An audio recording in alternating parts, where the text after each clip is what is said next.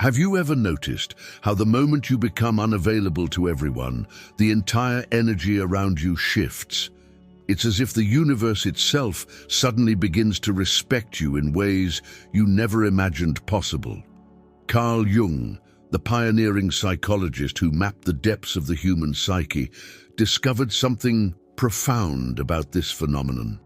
He observed that when we stop being constantly accessible to others, we don't just change our external circumstances, we fundamentally transform our relationship with our own unconscious mind.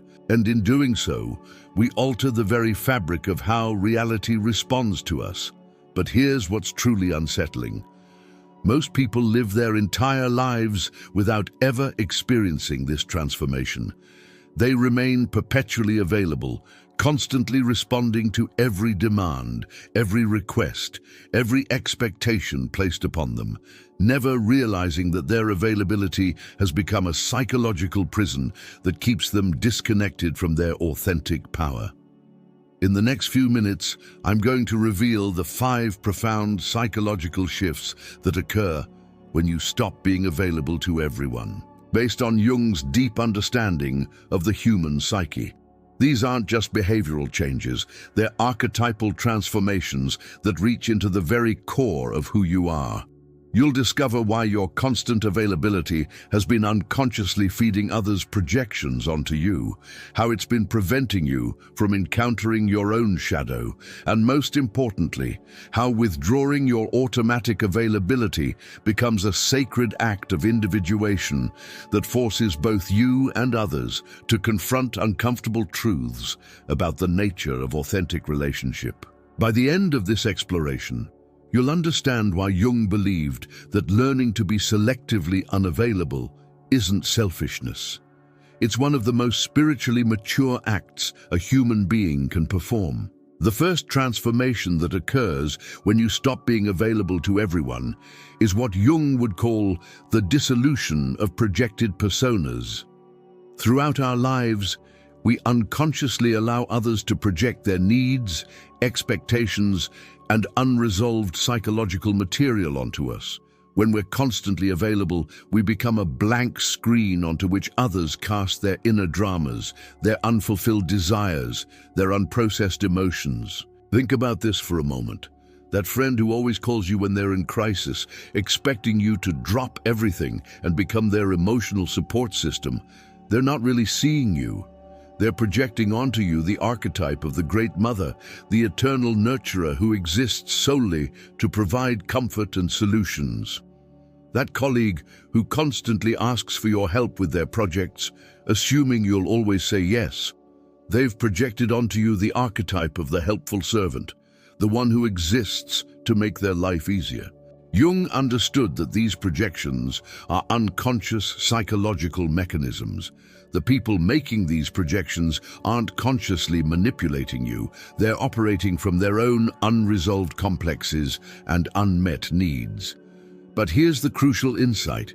When you're always available to receive these projections, you never force others to confront and integrate these disowned parts of themselves. When you suddenly become unavailable, something remarkable happens. The projection screen disappears and people are forced to encounter their own psychological material directly. That friend who always called you in crisis must now face their own capacity for self-soothing and problem-solving.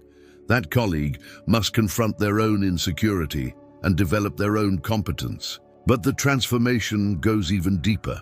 As you withdraw your automatic availability, you begin to see clearly, perhaps for the first time, how much of your identity was built on being needed by others. You realize that your sense of worth, your feeling of being valuable and important, was unconsciously tied to being the person others could always count on. This recognition can be initially disturbing because it reveals how much of your persona, the mask you wear in the world, was actually constructed around others' projections rather than your authentic self. Jung called this process the dissolution of the persona, and it's essential for psychological wholeness. When you stop being available to everyone, you're forced to ask yourself a profound question. Who am I when I'm not needed? Who am I when I'm not solving others' problems, not being their emotional support, not being their go-to person for help and advice? This questioning leads to the second major transformation, the encounter with what Jung called the shadow.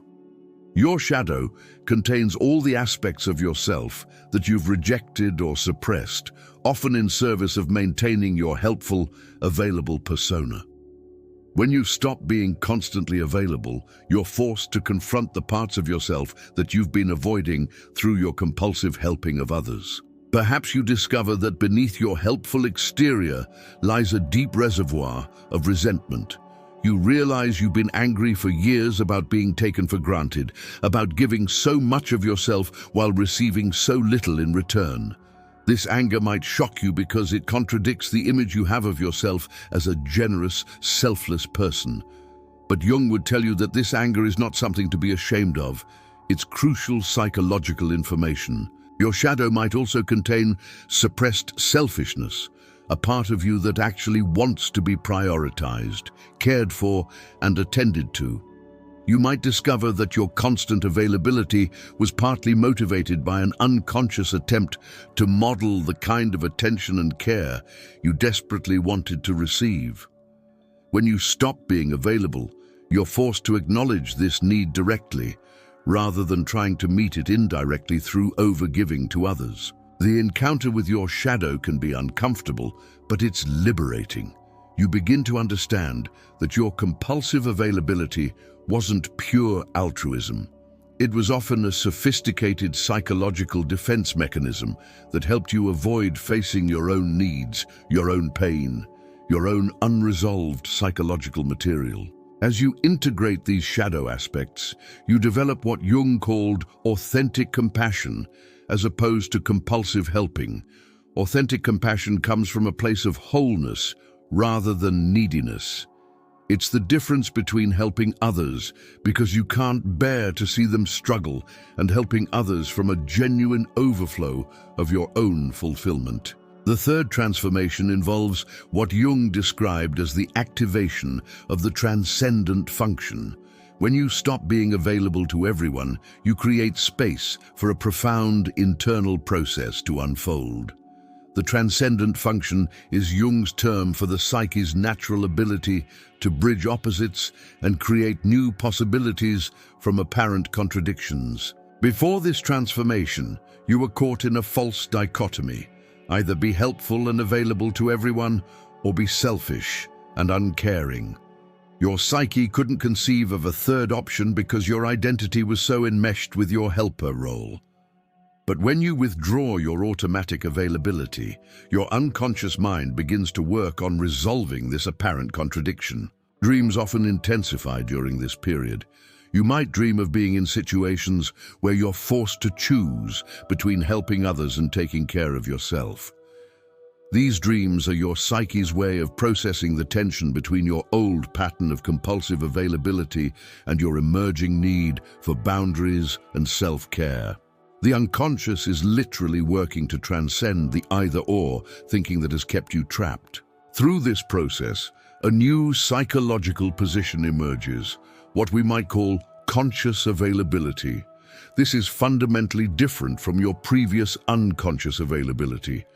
Conscious availability means you choose when to be present for others based on your genuine capacity and authentic caring, rather than from compulsion, guilt, or the need to maintain your identity as the helpful person.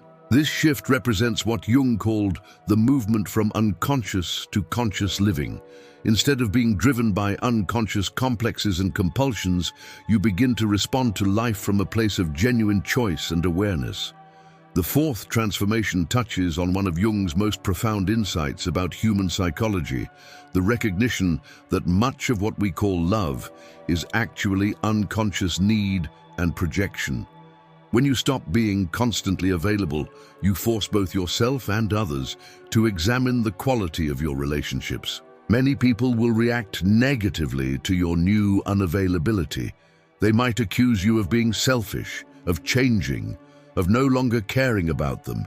These reactions reveal the extent to which they were relating to you, not as a whole person with your own needs and boundaries, but as a function, a role designed to serve their psychological and practical needs. This can be painfully illuminating.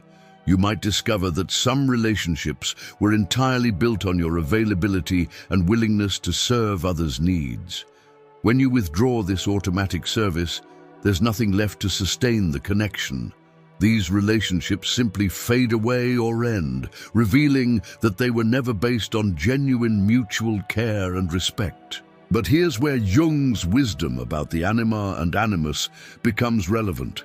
The anima is the unconscious feminine aspect in men, while the animus is the unconscious masculine aspect in women. Both archetypes relate to how we project our unlived psychological material onto others, particularly in intimate relationships. When you're constantly available, you often become a hook for others' anima or animus projections. A person might unconsciously project their anima onto you, seeing you as the perfect caretaker, the eternal mother figure who will always be there to nurture and support them. Or they might project their animus onto you, viewing you as the competent problem solver who will always know what to do and how to handle difficult situations. When you become unavailable, these projections can no longer be sustained. The other person is forced to develop their own inner caretaker or their own inner competence.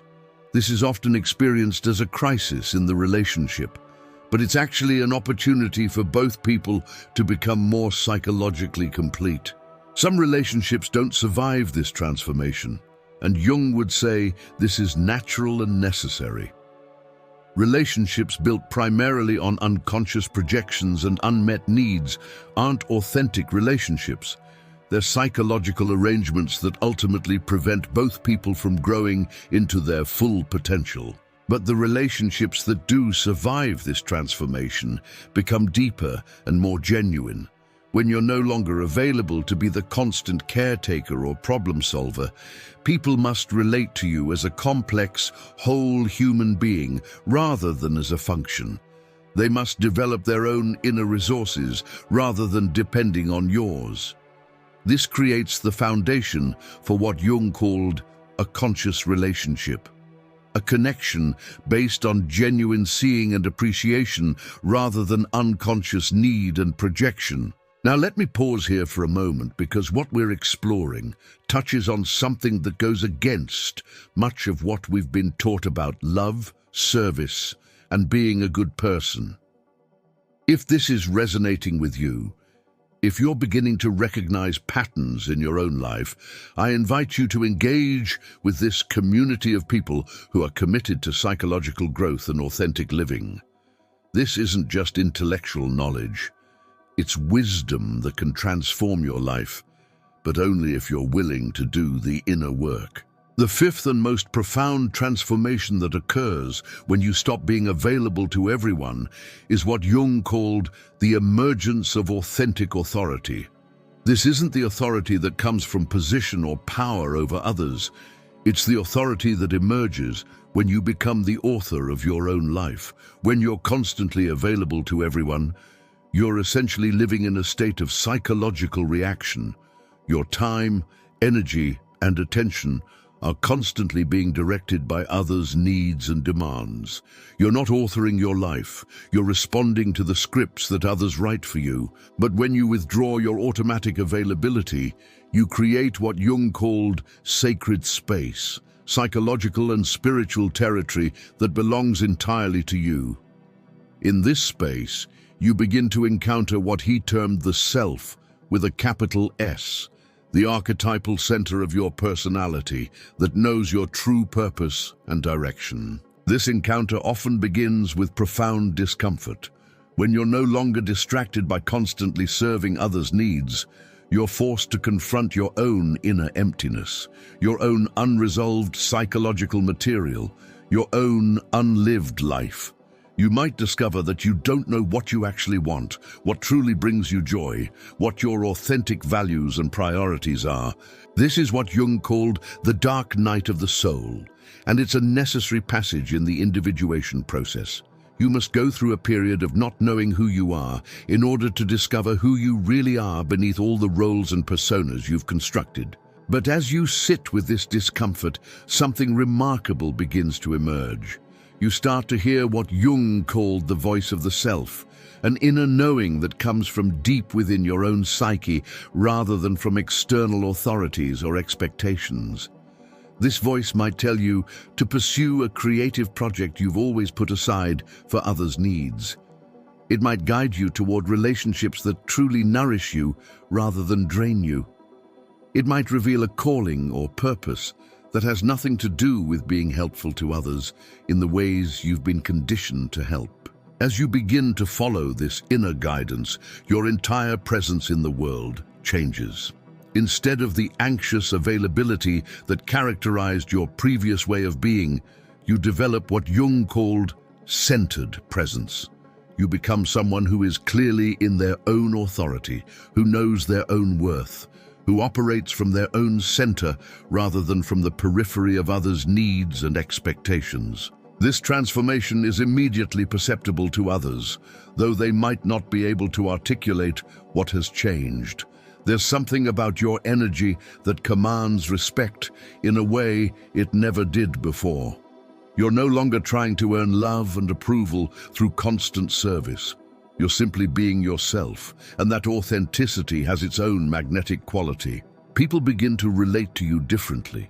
Instead of approaching you with demands and expectations, they approach you with requests, and they're prepared to accept no as an answer. Instead of assuming your availability, they value your time and attention as the precious resources they are. But perhaps the most significant aspect of this transformation is that you begin to attract different people into your life. When you stop being available to energy vampires and takers, you create space for more conscious, reciprocal relationships. You attract people who are also doing their own inner work, who understand the value of boundaries, who are capable of genuine mutual exchange rather than one-sided taking. Jung believed that this transformation from unconscious availability to conscious authority is one of the most important developmental tasks of adult life. It's not something that happens automatically with age. It requires conscious choice and sustained commitment to your own growth and individuation. The paradox that Jung identified is this: when you stop being available to everyone, you become truly available to the people and purposes that matter most. Your availability becomes precious because it's conscious and chosen rather than compulsive and automatic. This leads us to the deepest revelation about what happens when you stop being available to everyone. You don't become less loving, you become more loving in a way that's sustainable and authentic. You don't become less helpful, you become helpful in ways that truly serve others' growth rather than enabling their dependency. Jung observed that people who learn to be selectively unavailable often become powerful catalysts for others' growth. When you're no longer available to rescue people from their problems, they're forced to develop their own problem-solving capabilities. When you're no longer available to absorb others' emotions, they must learn to process and integrate their own feelings. When you're no longer available to constantly affirm and support others, they must develop their own inner sense of worth and validation. This is what Jung called authentic love, love that serves the other's highest development rather than their immediate comfort. It's love that's willing to allow others to struggle and grow rather than rescuing them from necessary challenges. But this transformation also reveals something profound about the nature of service itself. Jung distinguished between service that comes from wholeness and service that comes from woundedness. When you're constantly available, your service often comes from your own unhealed wounds, your need to be needed, your fear of abandonment, your compulsion to control through helping. But when you develop the capacity to be unavailable, your service begins to come from a different source. It comes from genuine care rather than compulsive need. It comes from overflow rather than emptiness trying to fill itself. It comes from strength rather than weakness masquerading as strength. This doesn't mean you become cold or uncaring. Instead, you become caring in a way that's truly helpful rather than merely codependent. You learn to distinguish between helping that empowers and helping that enables. You develop the wisdom to know when to offer support and when to step back and allow others to find their own strength. The people who truly benefit from this transformation are often not the ones who complain the loudest when you first become unavailable.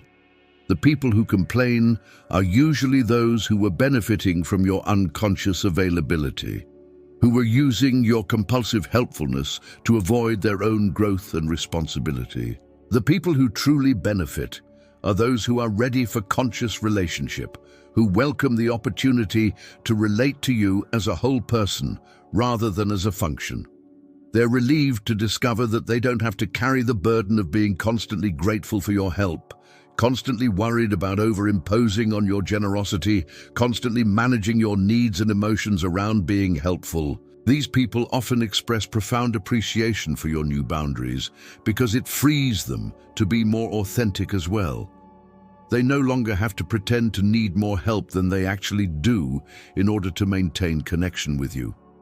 They no longer have to suppress their own capabilities in order to make you feel needed. This is what Jung called the mutual individuation that occurs in conscious relationships. Both people are free to become more fully themselves because neither is trapped in unconscious roles and projections. As we near the conclusion of this exploration, it's important to acknowledge that the journey from unconscious availability to conscious boundaries is not easy.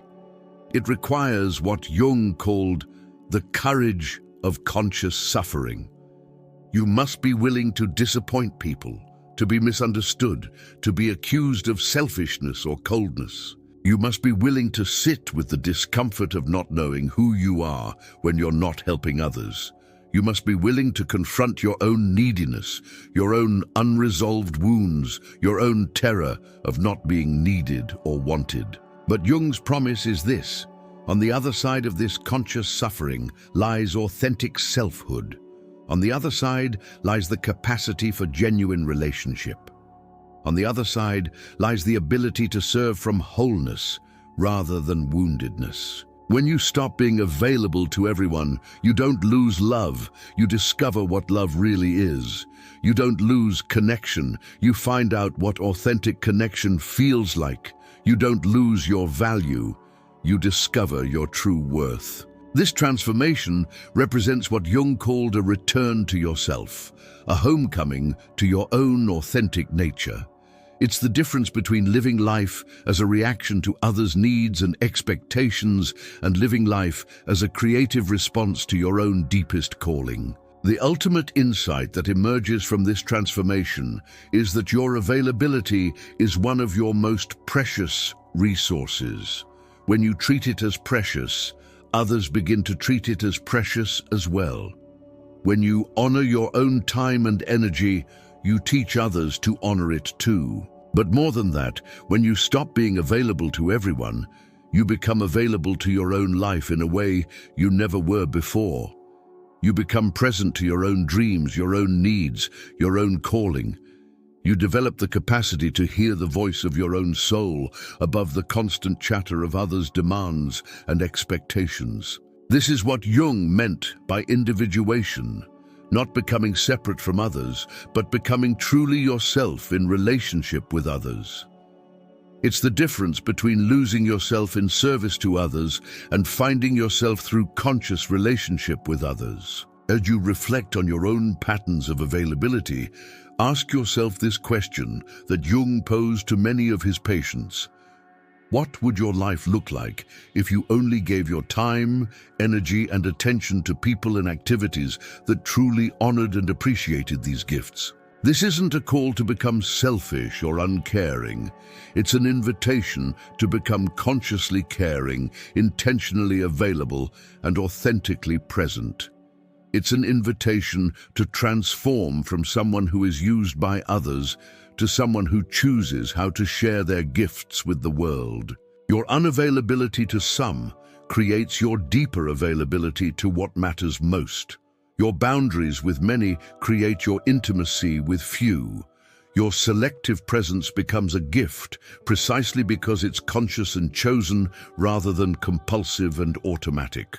This is the wisdom that Jung discovered in the depths of the human psyche. We become most valuable when we stop making ourselves cheaply available. We become most loving when we learn to love selectively and consciously. We become most helpful when we stop helping compulsively and start serving from our authentic center. The transformation that occurs when you stop being available to everyone is ultimately a spiritual one. It's the movement from unconscious reaction to conscious response, from compulsive service to authentic care, from lost self to found self. It's the journey Jung mapped for us, the journey home to who we really are beneath all the roles and personas we've constructed to win love and approval from others. In making this journey, you don't lose anything real. You only lose the illusions that have been keeping you from experiencing the depth and beauty of your own authentic existence.